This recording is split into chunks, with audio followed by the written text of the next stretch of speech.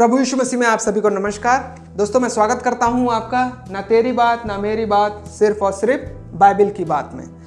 तो दोस्तों आज हम बाइबल से बात करने वाले हैं मसीही जीवन के विषय में। बाइबल क्या शिक्षा देती है, बाइबल से सीखिए। बाइबल आपको बताएगी कि एक सच्चा मसीही जीवन कैसे जिया जा सकता है। ठीक है, बाइबल शिक्षा देती है कि जब कोई मसीही जीवन आरंभ करता है तब वह मसीह में नई सृष्टि बन जाता है। यदि कोई मसीह में है तो वह नई सृष्टि है, पुरानी बातें बीत गई हैं, देखो वे सब नई हो गई हैं। दूसरा कुरिन्थियों 5:17 में आप पढ़ सकते हैं। बाइबल शिक्षा देती है कि उस नई सृष्टि को आत्मिक दूध के अवश्य भाग लेना चाहिए। आत्मिक दूध क्या है? आत्मिक दूध की लालसा क्या करो बोल करके बोला गया है वचन में। नए जन्मे हुए बच्चों की नाई निर्मल आत्मिक दूध की लालसा करो ताकि उसके द्वारा उद्धार पाने के लिए बढ़ते जाओ।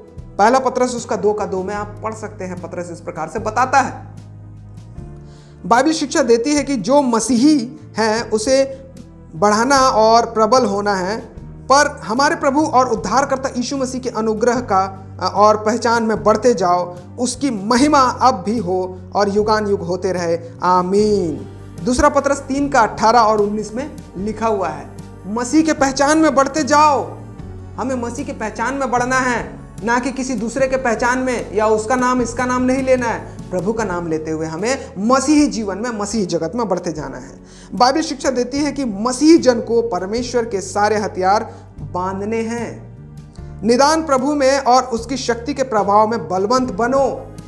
मसीह जीवन बलवंत बनने जाना है। परमेश्वर के सारे हथियार बांध लो कि तुम शैतान की युक्तियों के सामने खड़े रह सको। इफिसियों 6:10 और 11 में लिखा हुआ है। बाइबल शिक्षा देती है कि मसीही जन अपने आप को एक जीवित बलिदान करके चढ़ाए। इसलिए हे भाइयों, मैं तुमसे परमेश्वर की दया स्मरण दिलाकर विनती करता हूं कि अपने शरीर को जीवित और पवित्र और परमेश्वर को भावता हुआ करके बलिदान करके चढ़ाओ। यही तुम्हारी आत्मिक सेवा है। रोमियो 12 उसका 1। मसीह जीवन बाइबल शिक्षा देती है कि मसीह जन को कार्य करने वाला होना चाहिए। मसीह जन को कार्य करने वाला होना चाहिए।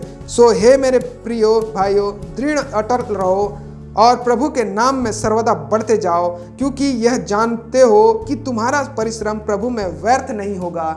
पहला कुरिन्थियों 15:58 आप पढ़ सकते हैं। बाइबल शिक्षा देती है कि मसीह जन को मसीही अनुग्रह में बढ़ना चाहिए, और इसी कारण तुम भी सब प्रकार का यत्न करके अपने विश्वास पर सद्गुण और सद्गुण पर समझ। देखिए, विश्वास पर सद्गुण और सद्गुण पर समझ और समझ पर संयम और संयम पर धीरज।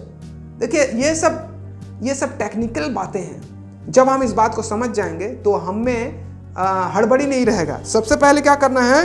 विश्वास करना, और विश्वास पर सद्गुणता दिखाना है। फिर सद्गुणता पर समझ लाना है, और उसके बाद समझ पर संयम भी लाना है, और संयम पर धीरज होना जरूरी है, और धीरज पर भक्ति होना बहुत जरूरी है, और भक्ति पर भाईचारे की प्रीति, और भाईचारे की यहां पर प्रीति का प्रेम बढ़ते जाओ बोल के लिखा हुआ है वचन में। क्योंकि यदि ये बातें तुम में वर्तमान रहे, यानी कि प्रेजेंट में रहे या बसा रहे और बढ़ती जाए, तो तुम्हें हमारे प्रभु यीशु मसीह के पहचानने में निकम्मे और निसफल ना होने देगी।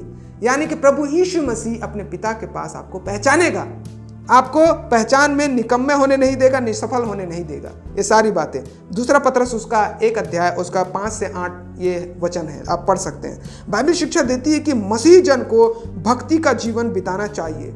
तो ऐसे में तो सारे लोग भक्ति का जीवन बिता रहे हैं, है ना? क्या बिता रहे हैं कि नहीं बिता रहे हैं आप बता सकते हैं। तो सिर्फ पास्टर ही भक्ति का ना बिताए, बल्कि सारे लोग भक्ति का जीवन बिताएं, है ना? क्योंकि परमेश्वर का वह अनुग्रह प्रकट है जो सब मनुष्यों के द्वारा उद्धार का कारण है, और हमें सब मनुष्यों के उद्धार का कारण है। हमें चिताता है कि हम अभक्ति और सांसारिक अभिलाषाओं से मन फेर कर इस युग में संयम और धर्म और भक्ति से जीवन बिताएं। तीतुस उसका 2 अध्याय 11 और 12 में लिखा हुआ है।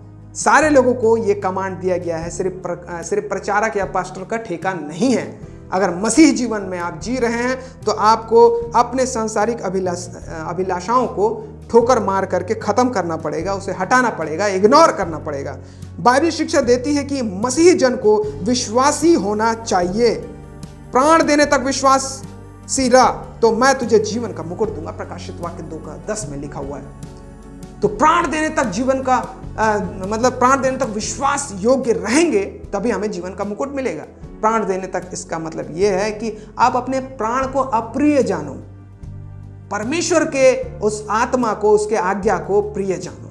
आपका प्राण कुछ भी हो जाए लेकिन परमेश्वर का आज्ञा का उल्लंघन नहीं होना चाहिए, इसका मतलब यह है। तो दोस्तों इसी प्रकार से नए नए बातों के साथ फिर से हम मुलाकात करेंगे। तब तक के लिए हम आपसे अलविदा लेना चाहते हैं। परमेश्वर आप सभी को आशीष दे। नमस्कार, गुड बाय।